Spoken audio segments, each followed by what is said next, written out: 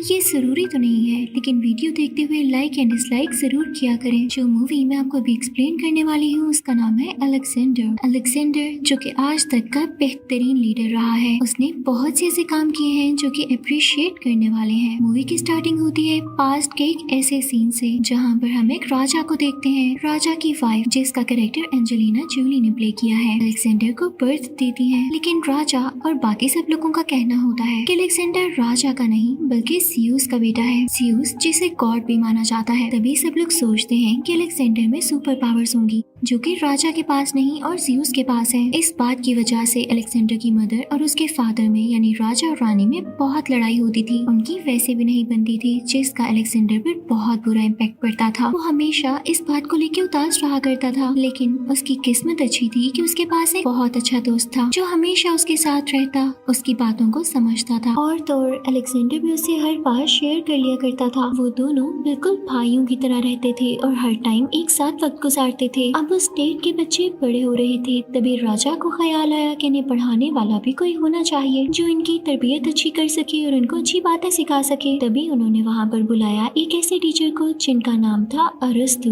वो एक मुस्लिम टीचर थे जिन्हें आज एरिस्टोटल के नाम से भी याद किया जाता है। उन्होंने उस स्टेट के सब बच्चों को पढ़ाना शुरू कर दिया और देखते ही देखते वो बच्चे बहुत काबिल और ज़हीन होते गए, यानी उन्हें अपना टैलेंट यूज करना आ गया। उनमें काफी स्किल्स और मैनर्स आने लगे। बच्चों में पढ़ने का शौक भी डेवलप हो चुका था और टीचर यानी अरस्तु ने बहुत अच्छे से गाइड करते थे। अब एक दिन उस स्टेट में यानी जहाँ पर राजा की हुकूमत थी, वहाँ पर एक आदमी आता है जो कि अपने घोड़े बेचने आया था। वहीं पर अलेक्जेंडर और राजा भी होते हैं। अब वो आदमी सबको घोड़े दिखा रहा होता है। उसके पास काफी खूबसूरत घोड़े होते हैं, लेकिन एक ऐसा घोड़ा भी होता है जो कि काफी खुशीला होता है। वो किसी के काबू में भी नहीं आ रहा होता। तो राजा उस आदमी के पास जाते हैं जिसका ये घोड़ा होता है और उससे कहते हैं कि यहाँ पर तुमने इसको लाकर गलती की है। ये तो यहाँ पर किसी की भी जान ले सकता है, तुम्हें इसको ट्रेन करना चाहिए था। अब इस पर सवारी कौन करेगा? तभी राजा का बेटा अलेक्जेंडर आता है और अपने बाबा से कहता है, बाबा इस पर सवारी मैं करूँगा। वो उससे कहते हैं, बेटा तुम अभी 13 साल के हो, ये घोड़ा जो कि बड़े बड़े आदमियों से कंट्रोल नहीं हो रहा, आपसे कंट्रोल नहीं हो पाएगा। और वो आदमी भी राजा से कहता है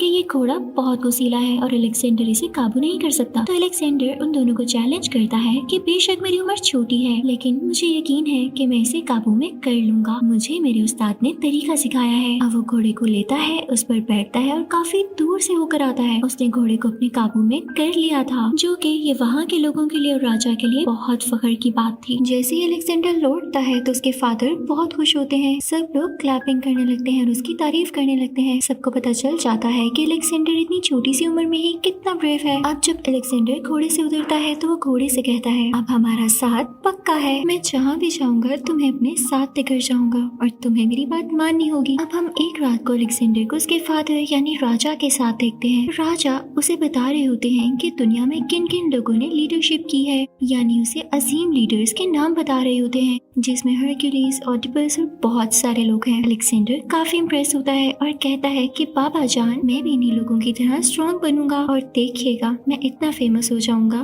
कि मेरा नाम भी इन्हीं लोगों के साथ लिया जाएगा। तो अलेक्जेंडर के फादर यानी राजा उसे समझाते हैं कि इतना आसान नहीं होता मेरे बेटे, और एक बात हमेशा याद रखना, या तो स्टेट होती है या तो औरत। अगर तुम्हारा ध्यान औरतों की तरफ बढ़ गया तो तुम कभी भी स्टेट पर नहीं ध्यान दे सकते, और स्पेशली तब जब औरत तुम्हारी माँ जैसी हो। यानी यहाँ पर राजा अपने बेटे अलेक्जेंडर को उसकी माँ के खिलाफ कर रहे थे, क्योंकि मैंने आपको बताया इन दोनों हस्बैंड वाइफ में जरा नहीं बनती थी। और जल्दी राजा सोच रहे थे कि वो दूसरी शादी कर लें, जबकि अपने बेटे को वो समझा रहे हैं कि औरतों में मत पड़ना। लेकिन अलेक्जेंडर इस बात से तंग आ जाता है।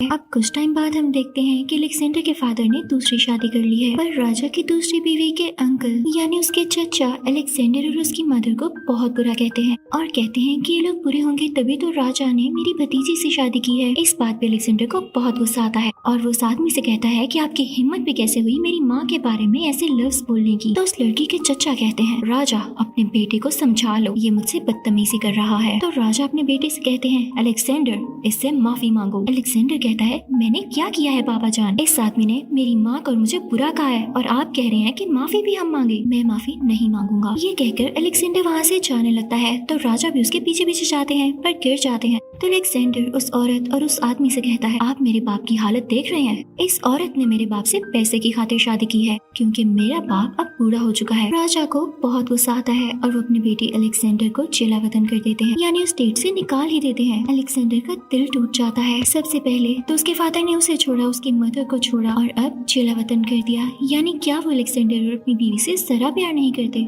उनके नजदीक अब उनकी दूसरी बीवी ही सब कुछ है। पर जल्दी खबर आती है कि राजा का कत्ल हो चुका है और जितने लोग उतनी बातें। कुछ कहते हैं कि उनकी दूसरी बीवी ने उनका कत्ल करवाया उनकी जायदाद यानी प्रॉपर्टी पर अपने कदम जमाने के लिए, उनके पैसे के लिए, और कुछ कहते हैं कि उनकी पहली बीवी ने जेलस होकर ये सब किया। पर किसी को कुछ नहीं पता था कि असली कातिल है कौन। इस वक्त अलेक्जेंडर की उम्र 20 साल होती है। तब तक राजा की और कोई औलाद नहीं होती तो अलेक्जेंडर को ही राजा बना दिया जाता है। अब अलेक्जेंडर बहुत टैलेंटेड भी था और वो हार्ड वर्किंग भी था। उसने आहिस्ता आहिस्ता हर जगह पर कब्जा करना शुरू कर दिया। वो कई जंगें करता जिसमें वो जीत जाता और उस मुल्क को अपने नाम कर लेता। अब की बार उसकी जंग फारिस से हुई, लेकिन वहाँ का राजा भाग गया। अलेक्जेंडर के पास 40,000 लोगों की फौज थी और वो बहुत ज्यादा स्ट्रॉन्ग भी था। वो चाहता तो राजा को मार सकता था, इसलिए वो राजा को ढूंढने लगा। उसने पूरे एशिया पर कब्जा कर लिया था, लेकिन वो कहता था कि जब तक मैं इसके राजा को नहीं मानूंगा असली राजा मैं कैसे हो सकता हूँ। पर अच्छी बात यह है कि जिस मुल्क को भी वो अपने नाम करता वहाँ के लोग उसके अगेंस्ट ना जाते, क्योंकि अलेक्जेंडर उन सबसे पहले ही कह देता था कि मैं आपसे आपकी कोई चीज नहीं छीनूंगा, बस मैं यहाँ लीड करूंगा। वो उनकी बहुत केयर करता, उनसे प्यार से बात करता और उनसे कहता कि आपको अपने रस्म रिवाज यानी ट्रेडिशन, कल्चर, कस्टम कुछ भी चेंज करने की जरूरत नहीं है। आप जैसे जीते हैं आप जी सकते हैं। मैं आपकी जरूरियात यानी बेसिक नीड्स का भी ख्याल रखूंगा और आप पर कभी जुल्म नहीं होने दूंगा। इस वजह से आहिस्ता आहिस्ता लोग उसके दीवाने होते गए, उसे पसंद करने लगे। पर अलेक्जेंडर की अभी भी वही सोच थी, उसे फारिस के राजा को ढूंढकर मारना था, क्योंकि अलेक्जेंडर समझ चुका था फारिस उसे डिजर्व नहीं करता।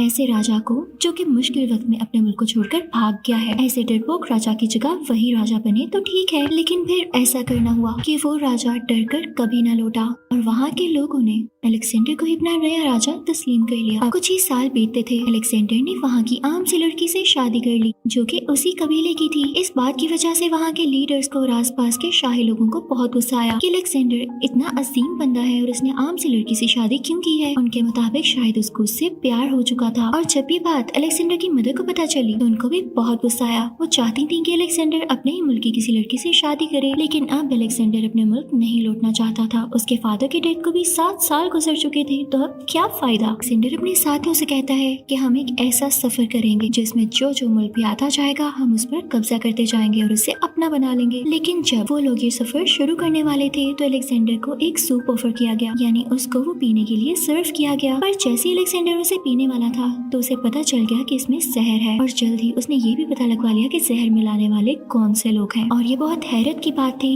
यानी हैरान कर देने वाली बात थी कि जहर मिलाने वाला कोई और नहीं उसके अपने साथी थे।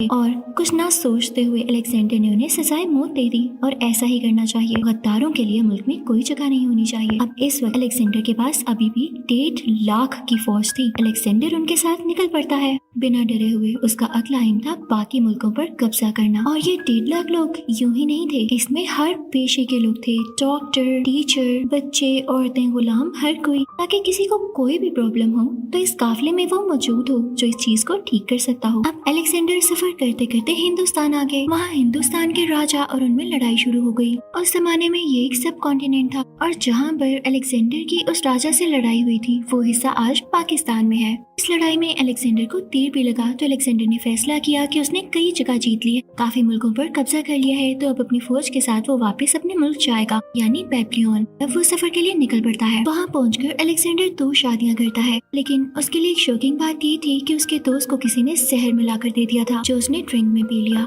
अब उसके दोस्त की तबीयत बहुत खराब होती है और यहाँ पर वो दम तोड़ देता है। अलेक्जेंडर बहुत रोता है, पता नहीं क्यों उसे अपनी बीवी पर शक होता है। वो जाकर उसका गला दबाता है तो वो कहती है कि मुझे ना मारो, हमारा बेबी इस दुनिया में आने वाला है। तो अलेक्जेंडर उसे नहीं मारता और वहाँ से आ जाता है। लेकिन इस वाक़ये के 3 महीने बाद ही अलेक्जेंडर की खुद भी डेथ हो गई। वो काफी कमजोर हो गया, उसे भी जहर दे दिया गया था। अब यहाँ पर सिकंदर के आसपास उसके खास लोग थे। मरने से पहले उसने 3 विशेष की कि ये मेरी वसीयत है है इसे याद रखना। पहला तो ये कि जब मैं मरूं तो मेरा जनाजा डॉक्टर यानी हकीम लेकर जाए ताकि दुनिया को पता चल जाए कोई भी डॉक्टर या हकीम इंसान की जान नहीं बचा सकता जब उसका मरना लिख चुका गया हो। दूसरी ये कि जब मैं मर जाऊं तो मेरी कब्र यानी ग्रेव के इर्द गिर्द सोना चांदी और मेरे पास जितनी भी दौलत है वो सब रख देना ताकि सब देख लें मैं अपनी कब्र में एक सिक्का या एक जेम तक नहीं लेकर जा सका और ये सारी चीजें दुनिया में ही रह गई। तीसरी और आखिरी ख्वाहिश कि जब मैं मर जाऊं तो मेरे हाथ मेरी कब्र से बाहर रखना ताकि लोग देख लें अलेक्जेंडर यानी सिकंदर खाली हाथ आया था और खाली हाथ ही वापस जा रहा है। तो ये थी अलेक्जेंडर यानी सिकंदर आजम की कहानी जिसको आज कौन नहीं जानता। सिकंदर के जाते ही उसकी पूरी सल्तनत तबाह हो गई। लालची लोगों ने सब कुछ खत्म कर डाला पर सिकंदर आज भी सब लोगों को याद है। इसी के साथ ये मूवी भी खत्म होती है। Thank you for watching.